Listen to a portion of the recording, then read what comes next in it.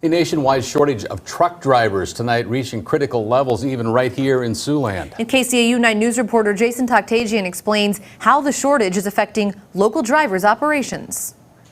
Tim and Sophie, according to the American Trucking Association, if the national trucking shortage isn't attended to soon, the U.S. could be short of more than 160,000 truckers by 2028. When you think back to the start of the pandemic, when those shelves were empty for a time, the industry, not the trucking industry necessarily, but just the country as a whole was not ready for the supply chain to keep up. But the truckers kept rolling. David Carino has been truck driving for 8 years. He says the national truck driver shortage impacts his daily operations. When other people kind of got turned away from their jobs, kind of had to stay at home, we kind of kept going. We couldn't really stop because the supply didn't really grow any shorter. It kind of got greater, so we just kind of had to keep going. That means more hours, longer days, longer weeks. An American Institute of Trucking representative outlines what is making the current shortage persist. One of the biggest factors is the aging workforce. I mean, as you see the truck drivers that go by today, you can see the average age is getting up there and approaching retirement age,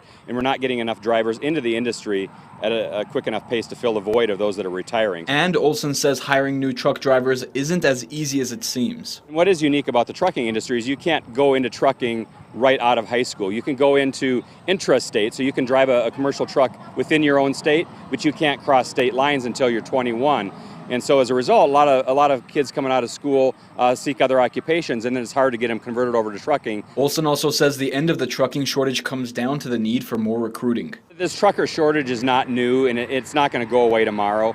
Autonomous vehicles in some ways may help alleviate in some situations, but it's not the end solution. My fiance, she's definitely wants me home a lot more often, but you know, we got to do what we got to do because of the trucking shortage and with how everything's kind of been short lately, so we kind of have to be there.